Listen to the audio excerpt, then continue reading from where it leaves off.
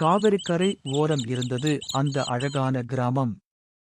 ஊர் நடுவில் இருந்து 100 வருட பழைய கிணற்றில் ஒரு பூதம் குடியேறியது.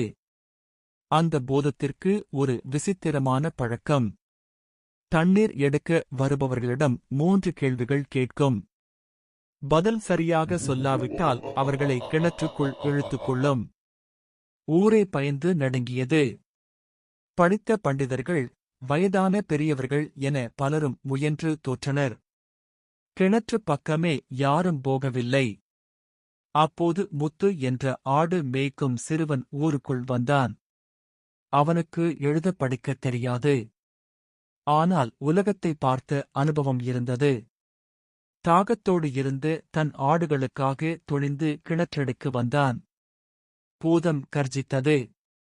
நிறுத்து சிறுவனே. என் 3 கேள்விகளுக்கு பதில் சொல். இல்லையேல் உன்னை விழுங்கிவிடுவேன். முத்து சிரித்தான். கேள் பூதமே என்றான். பூதம் முதல் கேள்வியைக் கேட்டது. உலகத்திலேயே வேகமாக ஓடுவது எது? முத்து சற்றும் யோசிக்காமல் சொன்னான். எண்ணம். நாம் நினைத்த மாத்திரத்தில் உலகத்தின் எந்த மூலைக்கும் போய்விடும்.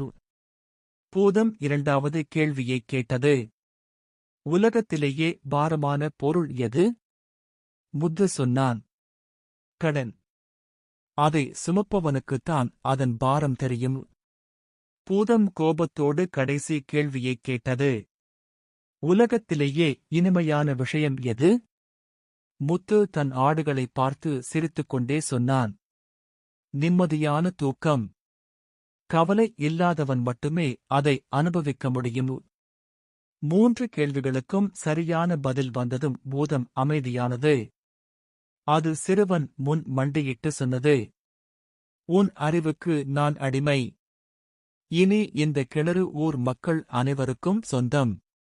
நான் இதன் காவலனாக இருப்பேன். அன்றிலிருந்து அந்த கிணறு ஊரின் வற்றாத அமுத சுரபியானது. படிப்பு மட்டும் அறிவல்ல, அனுபவமும் உலக ஞானமும் தான் உண்மையான அறிவு என்று ஊராருக்கு புரிந்தது. அறிவே பெரும் செல்வம்.